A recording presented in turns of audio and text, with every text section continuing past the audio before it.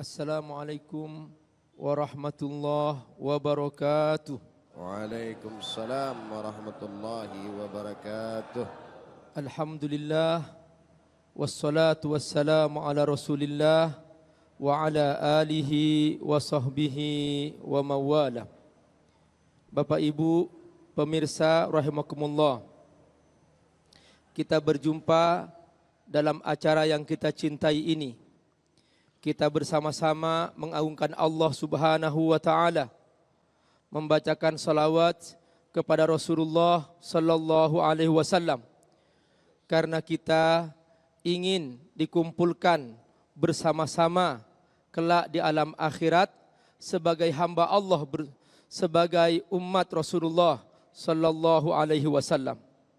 Semoga pertemuan kita ini selalu diberkahi oleh Allah Subhanahu wa taala. Dan kita akan membahas sebuah tema penting, yaitu bagaimana cara kita bersyukur kepada Allah Subhanahu wa taala. Imam Al-Ghazali menyampaikan kepada kita bahwa tugas pokok kita adalah bersyukur kepada Allah Subhanahu wa taala. Kita akan bagi kepada Bapak Kiai, silahkan yang lain untuk menyampaikan tentang hakikat pentingnya tema ini. Assalamualaikum warahmatullahi wabarakatuh. Hamdan wa syukran lillah wassalatu wassalamu ala Rasulillah wa ala alihi wa sahbihi wa man walah, amma ba'd. Bapak Ibu, saudara hadirin dan hadirat para pemirsa Cahaya Hati Indonesia, Ainus TV dimanapun Anda berada. Rasulullah SAW pernah ditanya oleh Sayyidatuna Aisyah radhiyallahu ta'ala anha. Ketika beliau melihat suaminya, baginda Nabi, sholat setiap malam sampai kakinya bengkak. Subhanallah.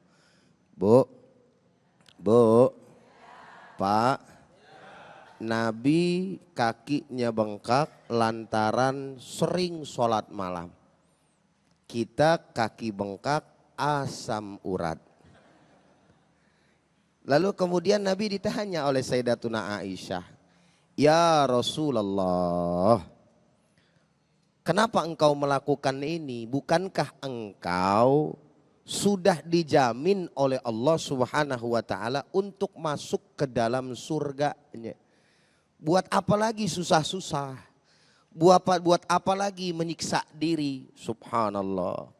Lalu Nabi SAW menjawab, "Pak, Bu, apa yang beliau katakan, wahai istriku, tidakkah boleh aku menjadi hamba-hamba Allah yang bersyukur?" Masya Allah. Ini kalimatnya pendek, singkat, ringkas, padat jawaban kita punya Nabi. Tapi ini sangat menampar bagi kita sebagai umatnya. Bagaimana Nabi Muhammad SAW betul-betul menjadi suri tauladan, menjadi contoh yang sangat luar biasa sebagai hamba Allah Subhanahu wa taala yang senantiasa bersyukur kepada Allah dalam berbagai macam keadaan. Padahal kalau seandainya kita tahu bahwa Nabi mau menjadi orang-orang yang penuh dengan kenikmatan dunia, maka sudah pasti akan dikabulkan oleh Allah Subhanahu wa ta'ala. Maka ini insya Allah yang akan menjadi pembahasan kita semua, insya. Baik, Adinda berdua telah mendefinisikan dan setelah menjelaskan kepada kita urgensi syukur ya. Syukur itu gampang diucapkan tapi susah diamalkan. Ada orang diajak, ayo bersyukur, saya sudah kok. Kapan? Itu tadi saya sudah alhamdulillah. Itu lain tahmid, lain syukur. Ya, semua syukur adalah tahmid, tapi tidak semua tahmid itu adalah syukur. Hari ini kita akan mendalami apa sih sesungguhnya dimaksud syukur. Jangan sampai kita sesungguhnya belum pernah bersyukur, tapi kita menganggap diri kita sudah bersyukur. Saya kira ini yang kita akan bahas pada pagi hari ini. Di samping itu juga saya kira perlu juga kami tambahkan ya, Adinda berdua nanti ini juga akan bersama kami, saya ya di sini, insya Allah tetap akan mencoba untuk memberi kesempatan juga mungkin nanti kepada para bapak dan ibu, mungkin ada hal-hal yang ingin ditanyakan, kita lihat waktunya. Dan para pemirsa dimanapun juga berada, karena kita alhamdulillah ternyata siaran kita iNews ini bukan hanya bisa dinikmati di Indonesia, tapi kami baru ke luar negeri, ya teman-teman kita di Saudi, ya di luar negeri beberapa negara yang bisa mengikuti siaran kita di sini ini. Alhamdulillah. Nah jadi dimanapun juga berada seluruhnya para pemirsa dan wabil khusus kita semua para jamaah kita yang hadir di sini, insya Allah semoga pertemuan kita yang tidak terlalu lama ini tapi itu bisa memberikan bekas dalam batin kita, dalam jiwa kita. Oke.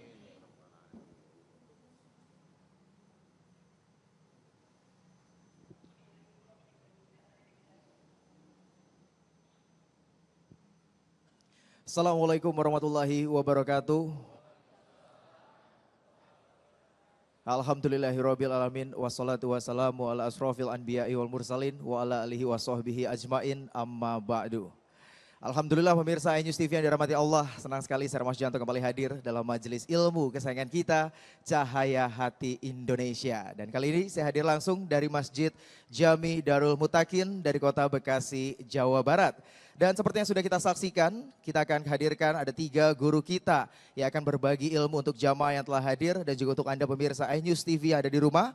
Untuk yang pertama adalah Kiai Haji Nasaruddin Umar. Dan akan dilanjutkan oleh Ustadz Jailani atau biasa disapa dengan Ustadz Ujai dan juga Ustadz Amir Faisal. Dan untuk Anda pemirsa iNews TV yang dirahmati Allah, jangan lupa untuk follow sosial media kami. Anda bisa follow Twitter kami di @chi_inews dan juga Anda bisa follow Instagram kami di @cahayahati_inews. Dan pemirsa iNews TV yang dirahmati Allah, seringkali sebagian dari kita sering membandingkan bagaimana nikmat yang terus diberikan oleh Allah. Kita selalu merasa bahwa ada orang lain yang lebih tampan, lebih pintar, lebih kaya dan lebih segala-galanya. Dan kita lupa untuk selalu bersyukur atas nikmat yang diberikan oleh Allah. Padahal dalam Islam, sekecil apapun nikmat yang diberikan Allah, wajib hukumnya kita untuk terus bersyukur kepada Allah Subhanahu wa Ta'ala. Untuk lebih jelas, Cahaya Hati Indonesia kali ini akan mengangkat tema tentang jangan lupa bersyukur.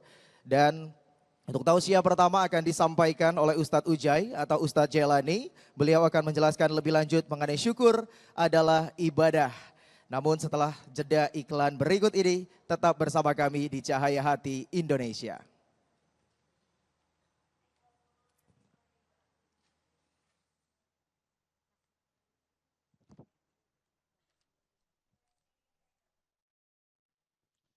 Bapak-bapak, ibu-ibu, para pemirsa dimanapun Anda berada, mudah-mudahan Allah senantiasa memberikan kita sehat walafiat, panjang umur, murah rezeki, bisa pergi umroh, bisa pergi haji, ya Robbal.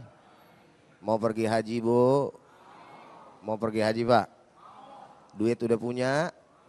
Nah, itulah masalahnya. Mudah-mudahan dikasih rezeki yang berlimpah biar pergi haji, amin. Sebagaimana yang sama kita ketahui bahwa tema pada kesempatan pagi hari ini adalah syukur itu merupakan ibadah. Karena memang syukur itu bagian daripada sifat orang-orang yang beriman lagi mulia di sisi Allah Subhanahu wa Ta'ala.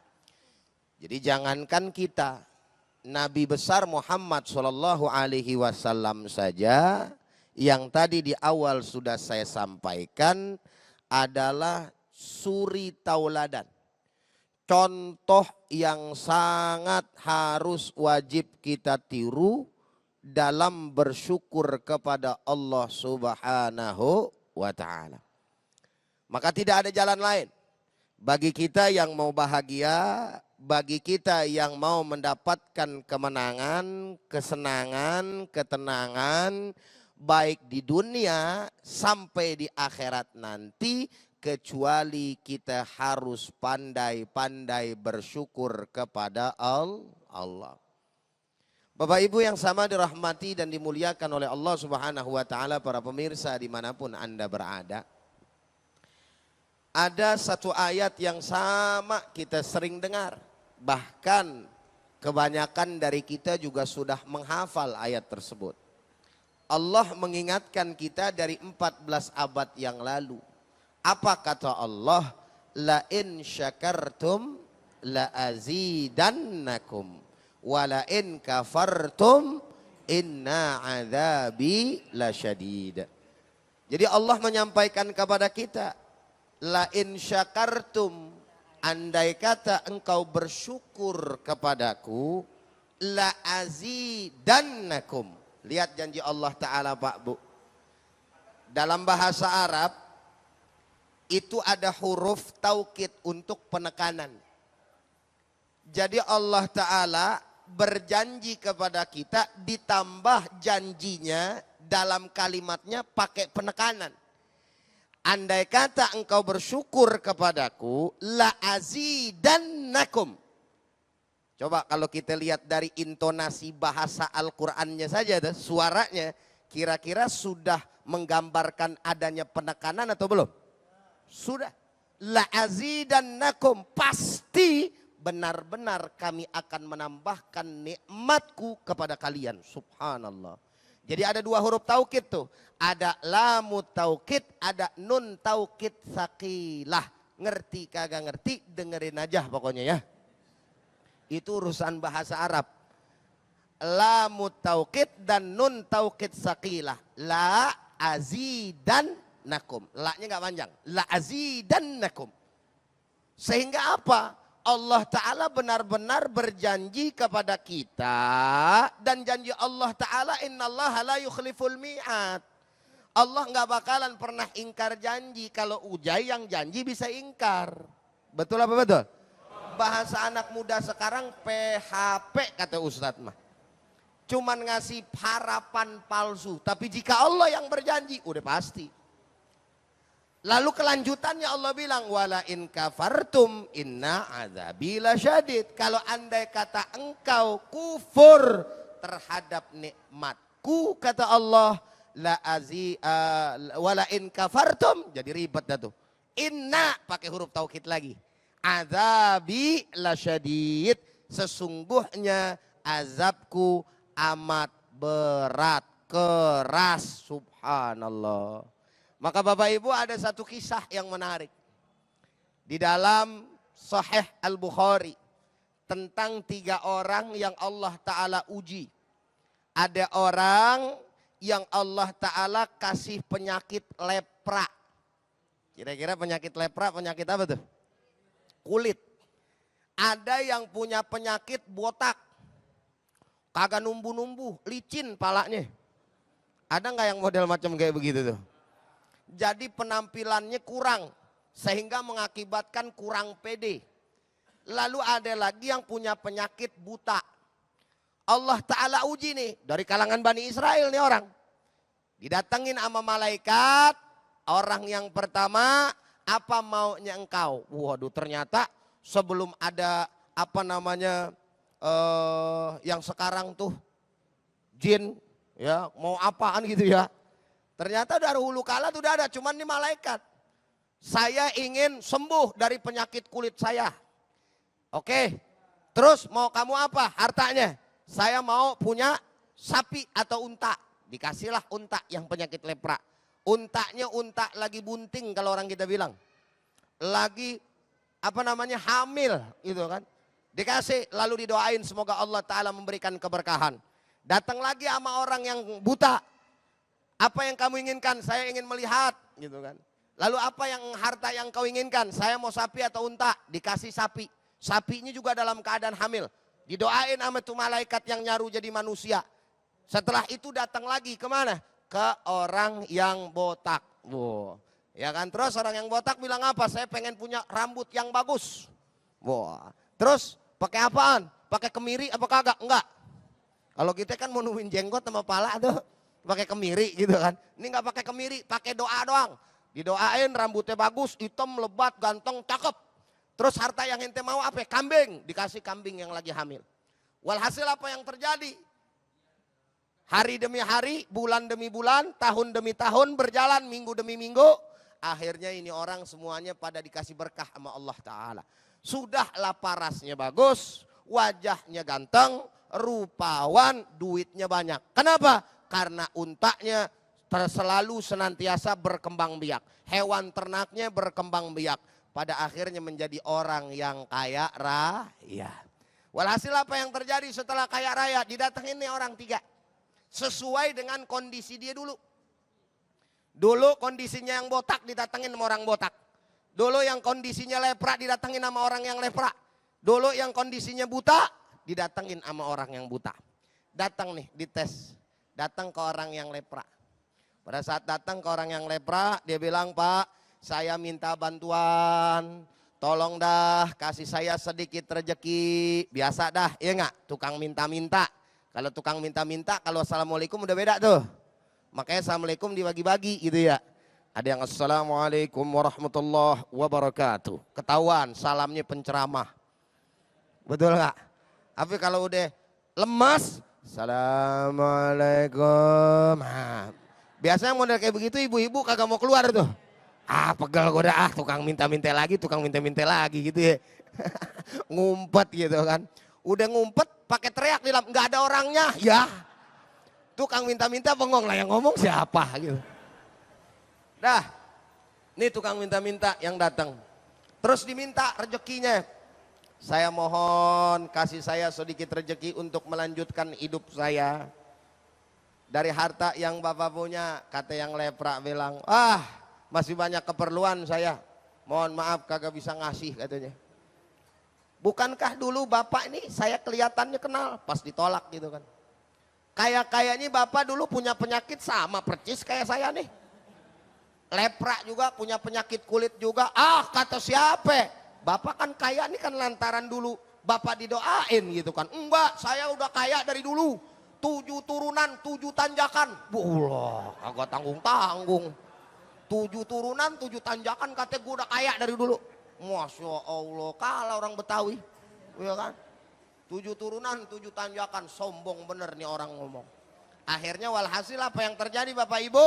Dibilangin, kalau engkau berdusta, sungguh Allah Subhanahu wa Ta'ala akan mengembalikan kamu sebagaimana kamu dulu. Akhirnya dikembalikan dulu. Kenapa? Lantaran enggak bersyukur kepada nikmat yang Allah Ta'ala berikan. Percis kayak tadi Allah bilang, ya kan, wala in kafartum inna adzabi lasyadid. Enggak susah buat Allah Ta'ala membolak-balikan yang namanya keadaan. Makanya tilkal ayyamu nudawiluha bainan nas, yang namanya zaman waktu berputar kayak roda. Kadang di atas, kadang di bawah. Ada yang nanya sama Ustadz, Ustadz saya dari dulu sampai gini hari di bawah-bawah mulu, gak pernah di atas. Oh kali rodanya direm tangan. Jadi kagak muter-muter. Enggak, tapi harus kudu juga bersyukur sama Allah Subhanahu wa Ta'ala. Walhasil datang sama yang kepalanya, sama yang buta. Gitu kan. Yang buta ternyata juga begitu. Dimintain kagak mau bersyukur juga, kagak mau ngasih. Kagak tahu diri, kagak inget dulunya bagaimana. Kan orang-orang model macam kayak begitu banyak apa dikit ya? Assalamualaikum. Assalamualaikum. Dia ditanya, dia nggak mama. Ustaz tanya, yang kayak begitu banyak apa dikit? Banyak. Yang dulunya kismin madesu, nggak punya apa-apa, giliran Allah Ta'ala kasih nikmat, wa ilaha illallah, pelitnya 17 setan. Tetangga yatim kagak ditengok, dikasih juga kagak, orang kesusahan juga kagak diberi. Akhirnya apa yang terjadi? Sama percis kayak penyakit lepra nih. Ya, yang buta dibalikin lagi keadaan. Giliran yang botak pada saat dimintain, subhanallah, yang botak tahu diri. Kasih saya rezeki buat lanjutin saya hidup. Apa katanya dia? Ambil apa yang ente mau. Demi Allah, sesungguhnya keadaan saya sama dulu kayak ente begini. Maka saya ingat keadaan saya waktu itu susahnya kayak apa. Maka ambillah wahai saudaraku apa yang engkau suka dan tinggalkanlah apa yang engkau tidak suka. Dan aku tidak akan pernah membuat perhitungan kepada engkau karena Allah subhanahu wa ta'ala. Artinya terserah deh, lu mau ngambil yang mana tuh harta, emang gue juga dulu boleh dapat didoain kan begitu ya. Alhamdulillah gue dapat berkah kata dia, ambil silahkan. Apa kata tuh orang? Sesungguhnya Allah subhanahu wa ta'ala akan menjaga kekayaanmu, akan memberikan keberkahan untukmu, dan menambahkan apa yang menjadi syukur dari sifatmu sebagai hamba-hamba Allah subhanahu wa ta'ala. Dua orang kagak tahu diri, lalu kemudian yang satu orang alhamdulillah sadar bersyukur kepada Allah subhanahu wa ta'ala. Secara singkat, ini cerita punya pelajaran buat kita. Apa pelajaran yang pertama? Pelajaran yang pertama, bukti Allah ta'ala dari firman-Nya. Kita bersyukur Allah tambah, kita kufur Allah subhanahu wa ta'ala azab kita. Yang kedua, dengan kita bersyukur kepada Allah subhanahu wa ta'ala, kita harus melakukan bukan hanya sekedar apa yang tadi di awal disampaikan oleh Profesor Nazaruddin Umar.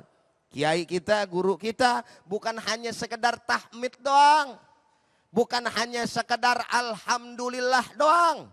Tapi yang namanya cara bersyukur, pertama iya kita akui dengan cara bertahmid. Bersyukur kepada Allah kalau dapat nikmat. Beristighfar kepada Allah kalau kita punya dosa. Bertasbih kepada Allah melihat kebesaran Allah subhanahu wa ta'ala. Intinya nih mulut berzikir sama Allah subhanahu wa ta'ala. Deman mengucapkan Allah, Allah, Allah dan Allah. Kenapa? Karena itu lambang rasa syukur kita kepada Allah subhanahu wa ta'ala. Yang kedua, dengan cara apa? Yang namanya terima kasih bukan di mulut doang. Yang namanya cinta juga sama, bukan di mulut doang. Mesti ada buktinya. Apa buktinya? Mengamalkan. Apa yang kira-kira diridoin sama orang atau zat yang kita terima kasihin. Umpamanya kita udah punya jasa nih. Orang punya jasa sama kita. Kita kan bilang, ya bang makasih banyak dah. Cuman tibang makasih doang, emang udah puas. Tapi belum terapi puas tuh orang. Tapi kalau kita tahu diri ada apa-apa misalkan itu orang kita bantu lagi. Kita tahu diri balas jasanya. Itu namanya benar-benar orang yang bersyukur. Makanya dikatakan lam yaskurillah lam yaskurin nas. Enggak dikatakan bersyukur kepada Allah kalau dia enggak berterima kasih dan enggak bersyukur kepada manusia. Artinya apa? Ada buktinya. Ibu ngomong bersyukur sama Allah subhanahu wa ta'ala. Bapak juga begitu. Mesti melaksanakan apa yang diperintahkan oleh Allah subhanahu wa ta'ala. Sholat kita jalanin. Terus kemudian puasa kita jalanin. Dan semua apa yang memang Allah ta'ala perintahkan. Yang terakhir adalah apa? Yaitu bersyukur lewat hati. Hati kagak boleh dengki, hati kagak boleh iri. Dan tetap bersyukur kepada Allah apapun yang datang dari takdir dan juga ketentuannya. Lalu dengan cara apa lagi? Seraya kita senantiasa husnudzon kepada Allah. Jangan kita lihat, ya Allah dari timur ke barat seumur-umur melarat. Wah. Akhirnya seumur-umur jadi melarat. Pokoknya barengin dengan baik sangka kepada Allah subhanahu wa ta'ala. Mudah-mudahan bermanfaat insya Allah. Silakan.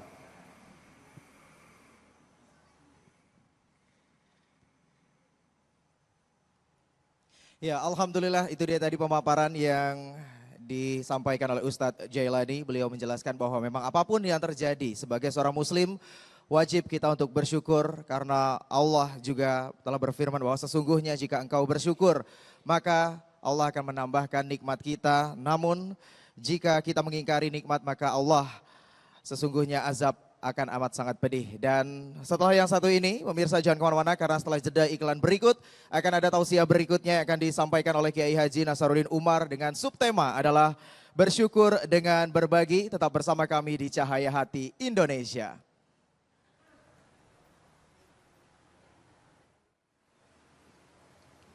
Bismillahirrahmanirrahim. Assalamualaikum warahmatullahi wabarakatuh. Ibu-ibu dan bapak sekalian, saya ingin melanjutkan apa yang disampaikan tadi oleh Ustadz kita. Pertama, saya sampaikan bahwa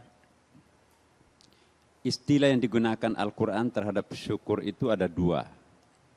Ada yang disebut dengan syukur, ada syakur.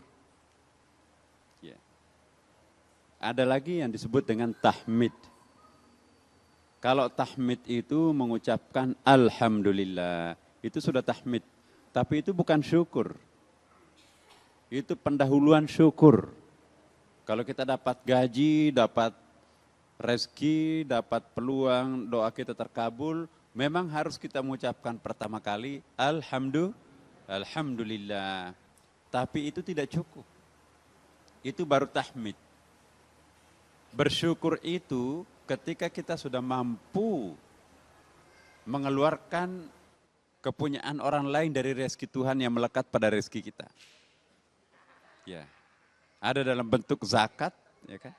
Jadi kalau totalitas kekayaan kita nanti itu dikonsumsi, ya, dimakan semua, dipakai semua, tanpa pernah mengeluarkan zakatnya kepada mereka yang berhak, maka itu api neraka ikut masuk di dalam badan kita. Kullu lahmin nabata min haramin fannaru aula bihi. Semua daging yang tumbuh dalam badan ini ya, hanya akan bisa dibersihkan oleh api neraka kalau daging itu dari yang haram, itu kan. Karena itu kita punya gaji 1 bulan berapa, 1 tahun berapa, kita wajib mengeluarkan zakatnya. Dalam ketentuan kita itu 2,5%. Jadi kalau kita ambil semua, kita tidak pernah mengeluarkan zakatnya, semuanya kita konsumsi, berarti ada haknya anak yatim piatu di situ kita makan. Iya. Ada haknya Ibnu Sabil, ada haknya al-fuqara wal-masakin, di situ semuanya kita ambil. Jangan lupa, kalau haknya orang kita ambil, itu resikonya apa?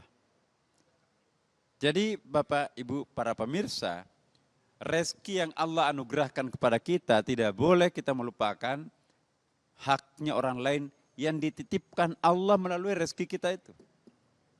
Enggak berkah Bapak Ibu kalau kita makan harta yang Allah berikan itu, kalau kita tidak pernah keluarkan zakatnya. Dan saya ingatkan, alangkah miskinnya seorang umat, alangkah miskinnya seorang hamba Allah, kalau pengeluaran terhadap agamanya hanya zakat. Cuma 2,5% kan. Coba Bapak Ibu yang punya deposito di bank sekarang. Bank apa misalnya, itu kan paling sedikit 6% kan. Ya, manfaatnya atau bunganya per bulan. Apalagi kalau ditaruh di asuransi kan. Asuransi bisa 11%. Apa artinya 2,5% zakat itu dibanding dengan 11 atau 12%. Nah, jadi zakat itu terlalu pelit kita hidup sebagai seorang umat Islam kalau pengeluaran kita cuma 2,5% dari totalitas harta kita. Kita perlu memberikan pengeluaran lebih dari itu. Ada yang namanya sedekah, ada namanya infak, ada namanya jariyah, ada wakaf, ada hibah, ya kan? Ada kalau di luar negeri di sana ada usyr, ada khumus. Iya. Belum lagi apa yang disebut dengan wasiat ya. Sebelum kita wafat, kita wasiatkan sebagian harta kita. Ada wakaf. Alangkah miskinnya seseorang di dunia ini kalau dia tidak pernah menyisakan sedikit hartanya untuk berwakaf. Berwakaflah walaupun selembar genteng. Berwakaflah walaupun 1 lembar tegel. Berwakaflah walaupun 1 biji batu merah untuk pembangunan masjid. Itu rumah masa depan kita di akhirat kelak. kalau boleh saya menghimbau kita semua, jangan berpulang ke rahmatullah sebelum memiliki wakaf. Tetangga kita bangun masjid, tega-teganya kita nggak pernah memberikan apapun. Ada orang lebih miskin dari kita, tapi pengeluarannya begitu banyak. Jadi kita harus berbagi. Itu baru bisa disebut syukur. Dalam Al-Quran, ada lagi juga yang disebut dengan syakur. Apa perbedaan syukur dengan syakur?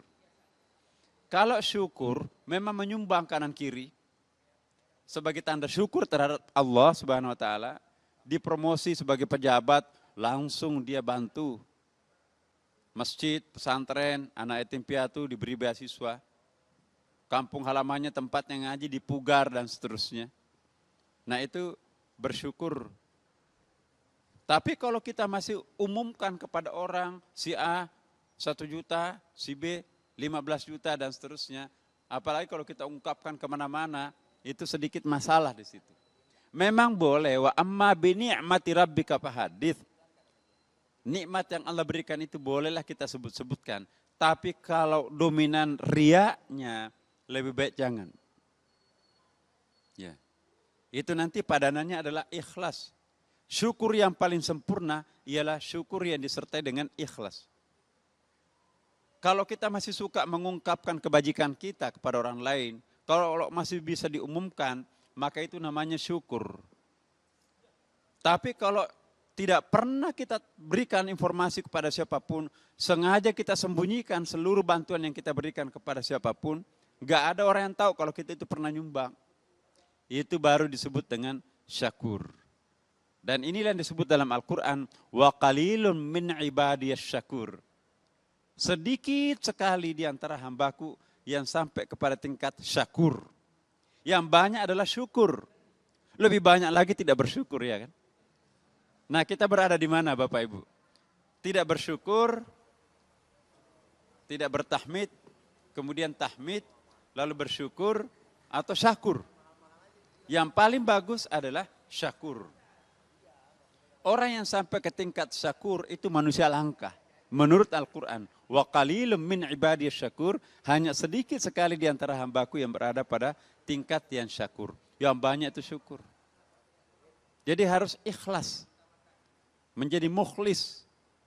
Nah, ini juga saya sering mengatakan dalam Quran juga itu dia bedakan antara mukhlis dengan mukhlas. Ya. Kalau mukhlis, ya, ikhlas beribadah, sampaikan. Tapi sama tadi, padannya dengan syukur itu. Tapi kalau mukhlas, itu padanannya dengan syakur. Mukhlas tuh. Orang kaget loh, siapa ini? Gak tahu, padahal sengaja dia menyembunyikan. Jika ada orang yang sengaja menyembunyikan bantuannya kepada orang lain, takut populer, takut diketahui orang, jangan sampai nanti orang tahu, akhirnya nanti terbongkar, dan dia juga nanti akan riak, lebih baik jangan. Orang yang sangat hati-hati ini yang disebut dengan syakur dan juga disebut dengan mukhlas. Dan kalau orang sudah sampai ke tingkat mukhlas, bebas iblis Bapak Ibu. Bersumpah iblis, ya Allah panjangkanlah umurku, pasti aku akan menggoda anak cucu Adam kelak. Illa min ibadikal mukhlasin, kecuali yang aku tidak bisa goda adalah hambamu yang sampai ke tingkat mukhlas. Jadi bukan mukhlis. Kalau mukhlis masih bisa bocor tuh. 10 tahun ikhlas mukhlis ya. Tapi berikutnya bocor. Oh gampang kok, yang camat itu adalah anak angkat saya dulu yang saya sekolahkan. Coba suruh bikin KTP cepat, besok mau bikin paspor, mau ke Mekah, umrah. Ya. Maaf, sampaikan Bapak ya, nggak boleh seperti dulu lagi, sekarang iktp ini. Harus ada kartu keluarga, harus segala macam. Marah dia, kasih tahu dia nggak mungkin bisa jadi camat kalau bukan saya. Masa ngurus KTP aja nggak bisa bantu. Jadi 25 tahun ikhlas, bocor. Kalau bukan saya yang bantu, dia tidak akan jadi camat, habis pahalanya. Jadi banyak orang nanti di akhirat Bapak Ibu, para pemirsa, bawa ember bocor. Malaikat, pahala saya dulu mana yang banyak itu miliar-miliaran. Nih, kamu bawa ember bocor nih. Kenapa? Ketika Anda dipuji lehernya panjang, kamu sudah ambil tuh pahalanya. Makanya itu mari kita menjernihkan, mari kita mempertahankan pahala-pahala amal-amal kebajikan yang kita lakukan tanpa pernah diketahui oleh orang lain. Ya. Yang paling ikhlas itu ialah orang yang menyumbang tangan kanannya tidak ketahuan tangan kirinya, kata Rasulullah sallallahu alaihi wasallam. Ya, ini ada hadisnya tuh. Ketika Allah merencanakan akan menciptakan manusia, dia paparkan di depan malaikat, Masya Allah. Bagaimana mungkin manusia bisa engkau hidupkan? Ya, engkau akan tempatkan di bumi, goncangannya bumi pada waktu itu mungkin ribuan skala Richter. 11 skala Richter hancur lulu Aceh kan kemarin. Ini ribuan. Langsung Allah menciptakan gunung, berhenti bergetar bumi ini. Wa khalaqal jibala autada, ya kan? Masya Allah, alangkah hebatnya gunung itu mampu mendiamkan getaran bumi. Masih ada lebih hebat dari gunung? Ada, yaitu besi. Kalian nanti akan melihat gunung itu pindah ke suatu tempat. Diratakan, baru pindah menimbun laut misalnya. Alangkah hebatnya besi itu. Masih ada enggak yang bisa mengalahkan besi? Ada. Apa itu? Api. Api itu mampu mencairkan, melelehkan api. Alangkah hebatnya api itu. Masih ada enggak yang bisa mengalahkan api? Ada, yaitu air. Air itu bisa memadamkan api. Betapa hebat air itu. Masih ada yang lebih hebat daripada air? Ada, yaitu udara. Udara itu tidak kelihatan zatnya, bendanya, tapi mampu menghabiskan air, menguap air itu. Ibu-ibu kalau menjemur pagi hari, airnya enggak lari ke bawah semuanya kan, sebagiannya terisap, udara naik ke atas tuh. Itu namanya penguapan, udara itu. Jadi perhatikan hadis ini, bukanlah besarnya sesuatu itu seperti gunung yang hebat. Bukan kerasnya sesuatu itu seperti besi yang dahsyat. Bukan juga yang berkobar-kobar dalam bentuk api itu yang dahsyat. Bukan. Dan bukan juga yang lembut-lembut, tapi kelihatan zatnya yang hebat. Ya. Yang lebih hebat di sini adalah udara. Kelihatan efeknya, tapi tidak pernah kelihatan bendanya. Iya kan? Lalu malaikat bertanya, Ya Allah, kami semua kaget, sangat takjub. Alangkah hebatnya udara itu. Ternyata yang lembut, yang tidak terlihat itu lebih dahsyat di matamu. Ternyata yang besar seperti gunung, yang keras seperti besi, berkobar-kobar seperti api, ternyata nggak ada apa-apanya. Ini ilustrasi dan pelajaran buat kita semua para pemirsa. Pertanyaannya, masih ada nggak lebih hebat daripada udara? Oh ada, dan ini yang paling hebat, tidak ada yang lebih hebat lagi dari ini. Terdiamlah para malaikat. Apa itu? Dijawab, ialah orang yang menyembah dengan tangan kanannya tidak ketahuan tangan kirinya. Inilah yang disebut dengan mukhlas. Banyak di antara kita ini sudah sampai ke tingkat ikhlas, tapi untuk sampai ke tingkat mukhlas masih sangat kecil. Selama kita masih suka menyebut-nyebut pemberian kita kepada orang lain, selama kita masih suka pamer, selama kita bangga pada pujian, hati-hati. Itu pertanda kita belum sampai ke tingkat mukhlas. Sekecil apapun kalau kita masih menikmati pujian, belum kita sampai ke tingkat mukhlas. Hati-hati, itu bahkan bisa menjadi hijab nurani.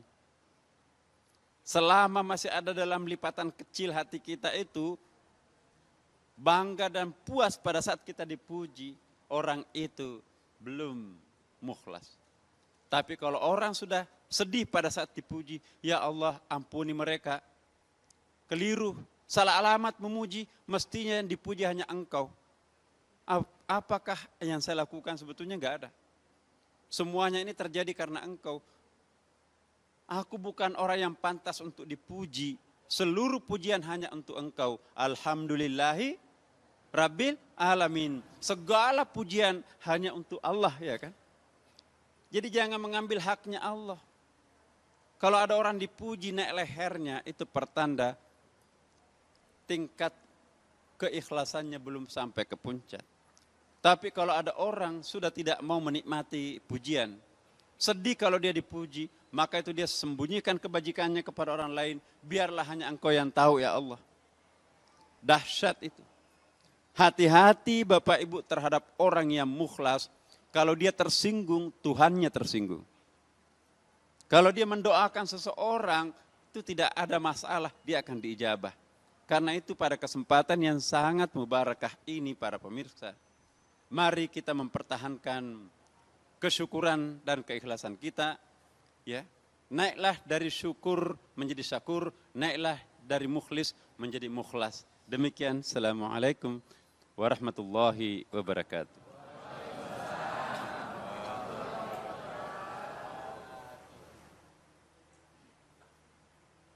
Ya, alhamdulillah tadi kita sudah mendengarkan bagaimana pemaparan yang dijelaskan oleh Kiai Haji Nasaruddin Umar. Beliau menjelaskan bahwa salah satu cara kita bersyukur adalah dengan berbagi atau berzakat. Karena Allah juga sudah menjanjikan bahwa jika kita sebagai sesama muslim saling berbagi, saling berzakat, maka Allah akan melipat gandakan rezeki kita. Dan sebagai sesama muslim, kita memang harus saling berbagi dan zakat adalah salah satu ibadah pokok dan termasuk salah satu dalam rukun Islam.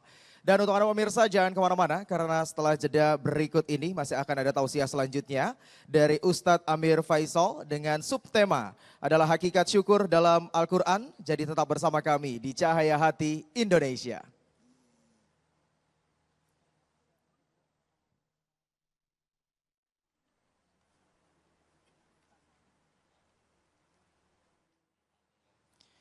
Bismillahirrahmanirrahim.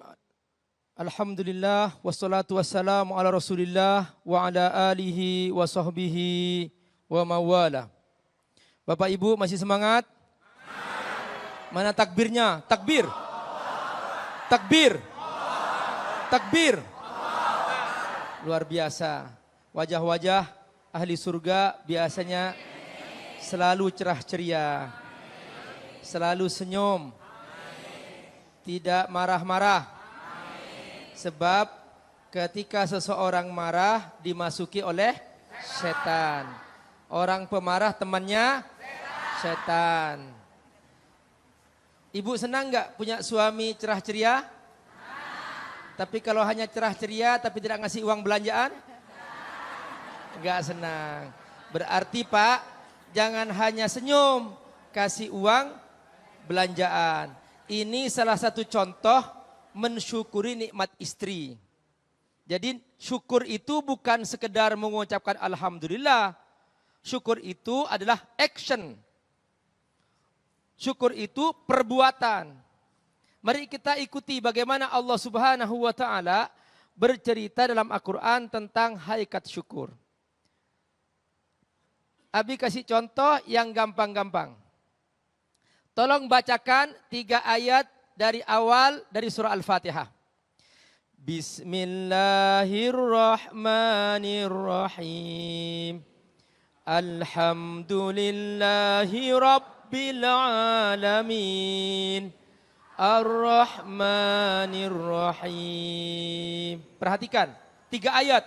Bismillah, Alhamdulillah, Ar-Rahmanir-Rahim. Ayat tentang syukur yang mana? Alhamdulillah. Perhatikan Bapak Ibu rahimakumullah. Allah Subhanahu wa taala mengapit ayat syukur ini antara 2 ayat. Pertama ayat Bismillah, kedua ayat Ar-Rahmanir-Rahim.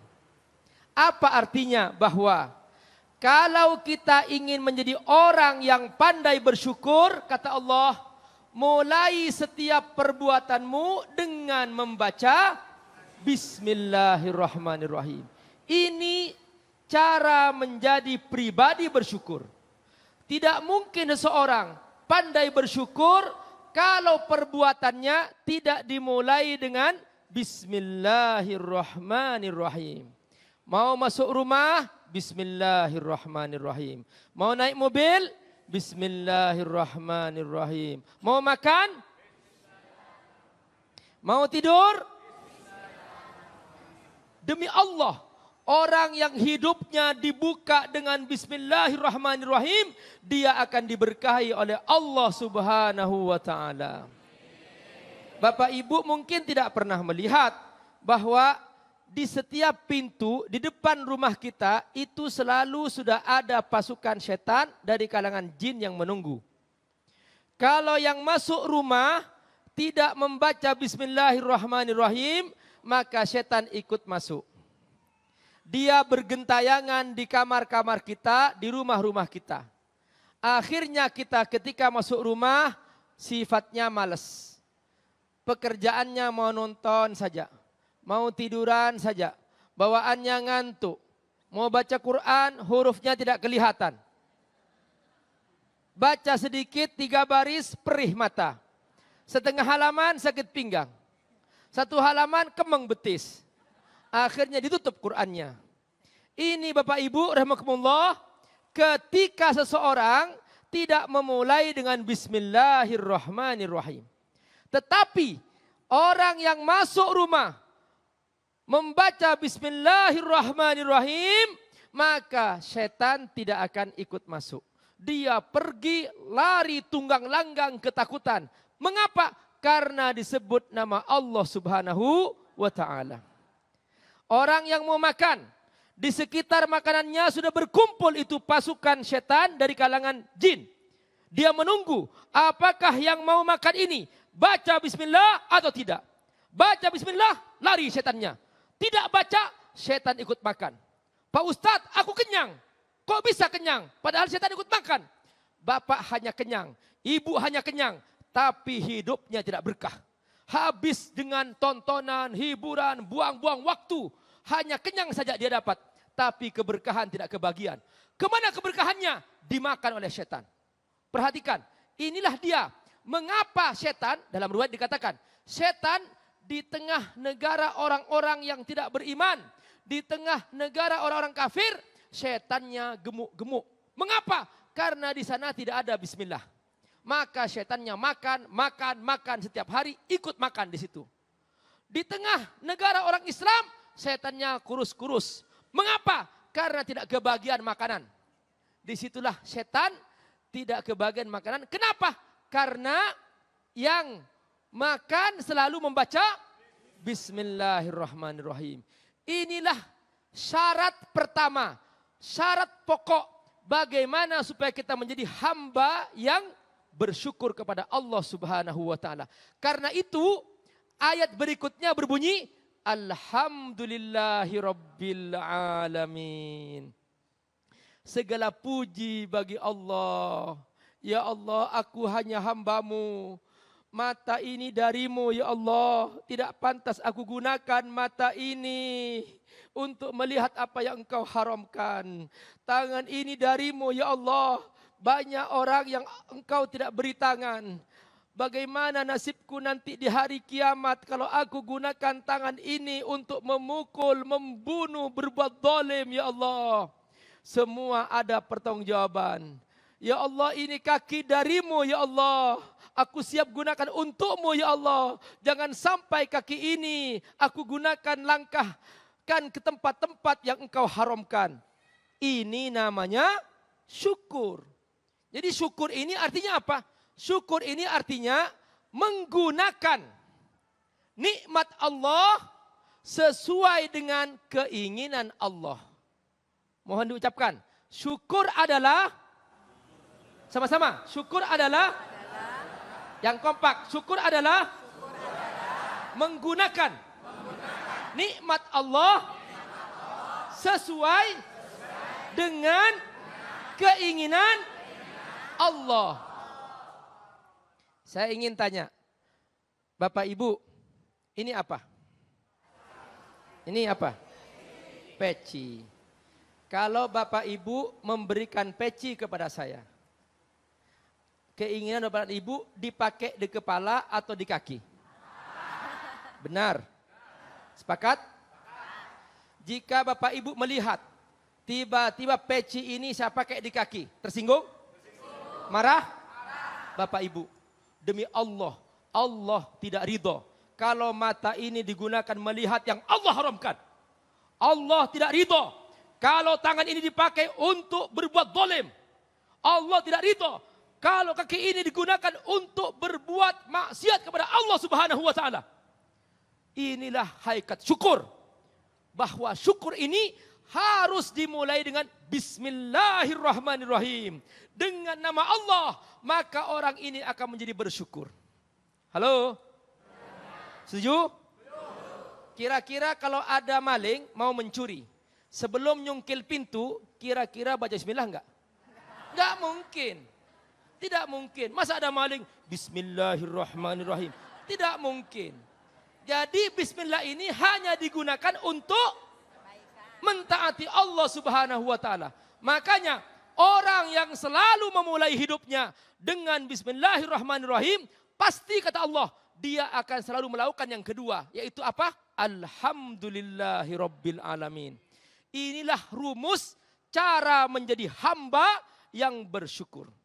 Maka orang yang hidupnya tidak pernah dimulai dengan nama Allah, hidupnya hanya kepentingan pribadi, bukan nama Allah. Hidupnya hanya untuk hawa nafsunya, bukan untuk Allah. Maka orang seperti ini tidak akan pernah bersyukur kepada Allah Subhanahu wa taala. Bapak Ibu rahimakumullah. Setelah membaca alhamdulillah, apa ayatnya? Ar-Rahmanir-Rahim. Mengapa Allah ulang lagi? Padahal dalam bismillah sudah ada Ar-Rahmanir-Rahim. Bismillahirrahmanirrahim. Kenapa kok diulang lagi? Ar-Rahmanir-Rahim. Ada apa?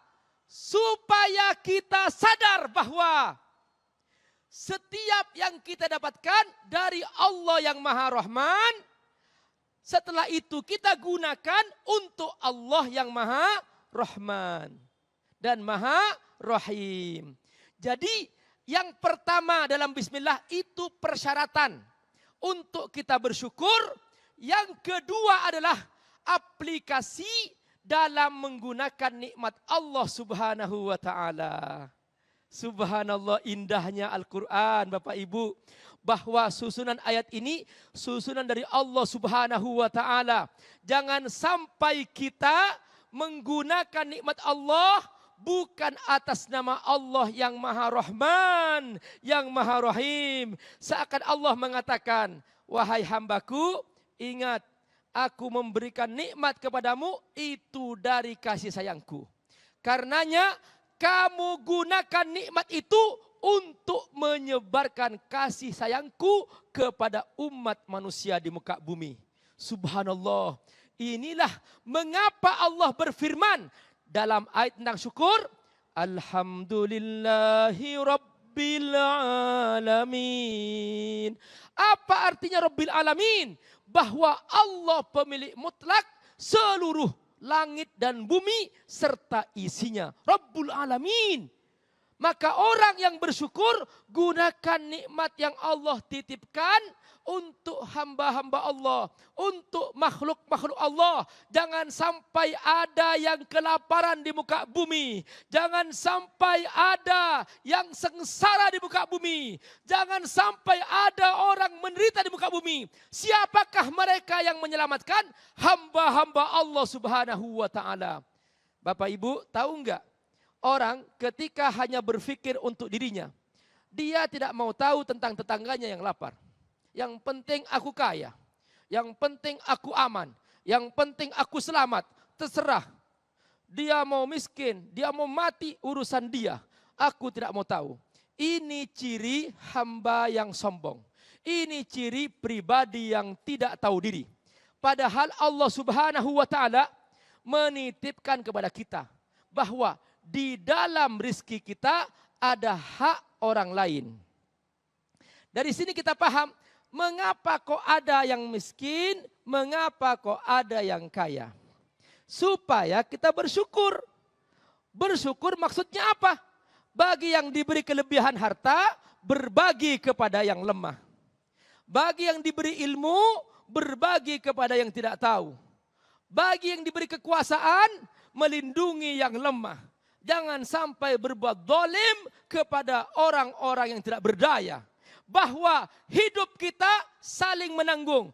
Karenanya ketika Allah Subhanahu wa taala menyebutkan tentang harta, Allah menyebutkan bahwa mereka tahu bahwa wa fi amwalihim haqqun lis-sa'ili wal mahrum, kata Allah. Dia tahu diri bahwa dalam hartanya ada hak orang-orang miskin. Dalam hartanya ada hak orang-orang tidak mampu. Halo? Bapak Ibu, ucapkan, dalam harta kita ada hak mereka yang miskin, yang tidak mampu. Ini harus tahu diri. Kalau kita lebih, kita harus membantu mereka. Itu titipan Allah Subhanahu wa taala. Allah menitipkan kepada kita bahwa dalam diri mereka adalah telah Allah titipkan hak-hak mereka. Bapak Ibu rahimakumullah. Mulai sekarang kita ubah cara berpikir kita.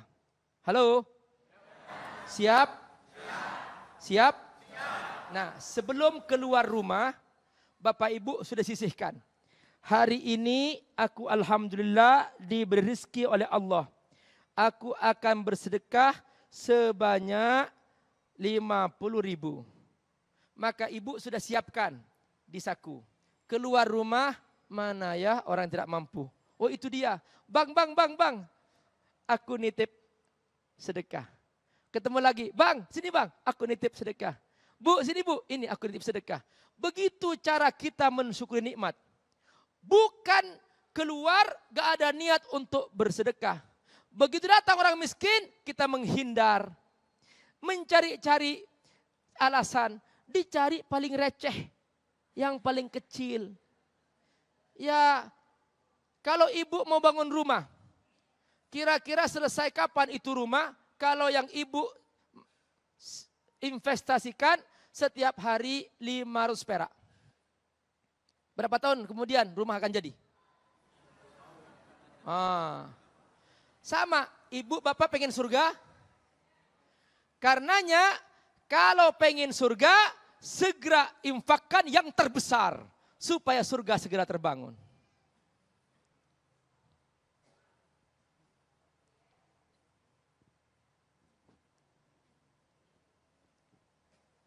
Ya, alhamdulillah itu dia tadi pemaparan yang disampaikan oleh Ustadz Amir Faisal. Beliau menjelaskan bahwa memang sebagai muslim kita wajib bersyukur.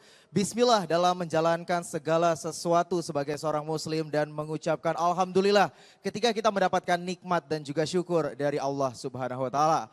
Dan untuk pemirsa, belum sampai di sini, saya masih akan kembali bersama dengan ketiga guru kita. Sekaligus memberikan kesimpulan dengan tema kali ini, itu jangan lupa bersyukur. Jangan kemana-mana, tetap bersama kami di Cahaya Hati Indonesia.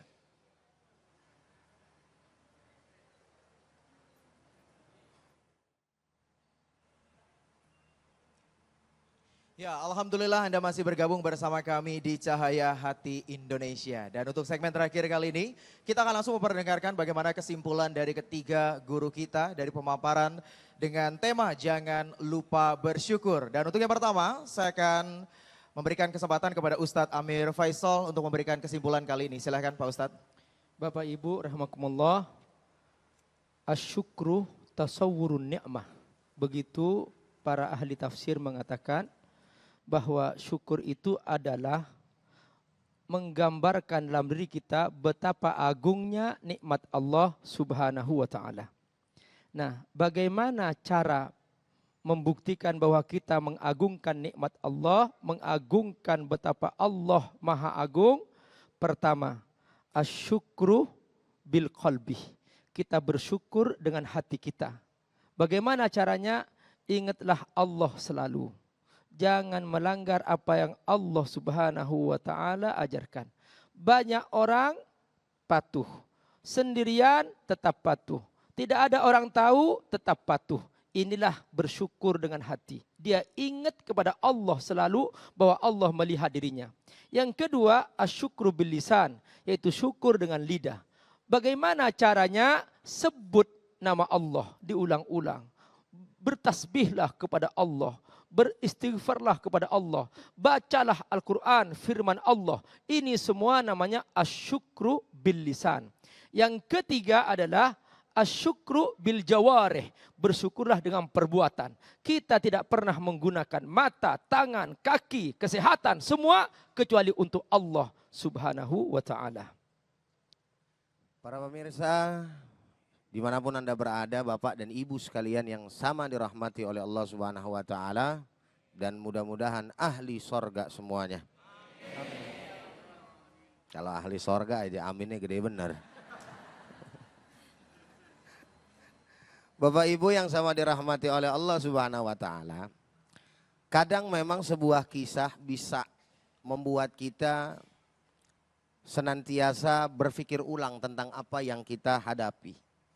Maka salah satu pula untuk kita bisa senantiasa bersyukur kepada Allah, banyaklah membaca kisah-kisah orang-orang yang soleh. Maka oleh karena itu salah satu yang tadi saya sampaikan adalah kisah di mana ada manusia-manusia yang bersyukur kepada Allah Subhanahu wa ta'ala, ada pula manusia yang tidak bersyukur kepada Allah Subhanahu wa ta'ala. Sehingga pada akhirnya kita bisa mengambil pelajaran. Pelajaran yang mana yang bisa kita amalkan dalam hidup dan kehidupan kita sehari-hari. Bisakah kita menjadi hamba Allah yang bersyukur atau justru menjadi hamba Allah yang kufur? Iya, saya kira sudah disimpulkan oleh dua adinda tadi ya. Sehingga saya tidak perlu menyimpulkan lagi. Kalaupun kalau boleh saya memberikan satu statement bahwa syukur itu lebih merupakan hiasan batin daripada hiasan mulut, hiasan bibir. Syukur itu tidak untuk dibibirkan, tapi disimpan di dalam hati. Sesuatu yang tersimpan dalam hati akan mengalir melalui mulut, akan mengalir melalui pakaian, akan mengalir melalui tingkah laku, perbuatan, akan mengalir kepada semuanya. Jadi syukur, mari kita endapkan dalam batin kita masing-masing, bekerja seperti apa adanya. Insya Allah, mudah-mudahan Allah memberkati kita semuanya. Ya, amin, amin, ya rabbal alamin. Tadi kita sudah dengarkan bagaimana kesimpulan dari ketiga guru kita. Terima kasih kepada Kiai Haji Nasruddin Umar, terima kasih kepada Ustadz Ujai, Ustadz Jailani, dan juga terima kasih kepada Ustadz Amir Faisal yang telah berbagi ilmu kepada jamaah yang telah hadir dan juga pemirsa iNews TV yang ada di rumah. Dan mari kita tutup dengan doa kafaratul majelis. Subhanaka Allahumma wa bihamdika asyhadu an la ilaha illa anta astaghfiruka wa atubu ilaik. Dan sebelum berpisah, ada baiknya kita akan berdoa bersama dan akan dipimpin oleh Kiai Haji Nasruddin Umar. Namun sebelumnya jangan lupa untuk follow sosial media kami di Twitter kami di @chai_inews dan juga Instagram kami di @cahayahati_inews. Dan sekali lagi terima kasih atas kebersamaan Anda. Sampai jumpa di Cahaya Hati Indonesia berikutnya. Wassalamualaikum warahmatullahi wabarakatuh. Bismillahirrahmanirrahim. Hamdan syakirin, hamdan na'imin. Hamdan yuwafi na'amahu yukafi'u mazidah. Ya Rabbana lakal hamdu kama yanbaghi li jalali wajhil karim wa azimi sultanik. Ya Hayyu ya Qayyum bi rahmatika nastaghits. Ya Allah, kami hamba-Mu.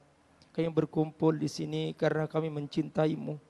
Kami ingin saling mengikat hati kami dalam ketaatan kepada-Mu, dalam keimanan kepada-Mu. Ya Rabb, kami tidak punya apa-apa. Semua yang kami miliki hanya dari-Mu. Kami hanya ingin mengakui bahwa kami hamba-Mu, ya Allah. Jangan sampai Engkau menolak kami karena dosa-dosa kami. Jika selama ini kami lalai, jika selama ini kami jarang bersyukur, jika selama ini kami sering kali lupa kepada-Mu, jika selama ini kami sering tidak khusyuk dalam salat-salat kami, jika selama ini kami sering tidak bangun di tengah malam, padahal Engkau menunggu kami, ya Allah. Engkau menunggu kami, Engkau membuka pintu langit, kami sering tertidur, ya Rabb. Ya Rahman, Ya Hayyu Ya Qayyum, Ya Ghaffar, ya Allah, ampuni kami. Hanya Engkau Maha Pengampun, ya Rabb.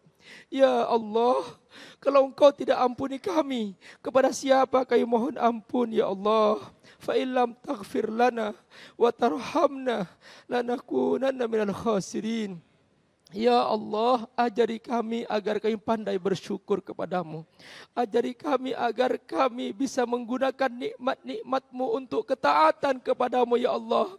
Pancarkan cahayamu ke dalam hati kami, sehingga seluruh perbuatan kami terbimbing oleh-Mu, ya Allah.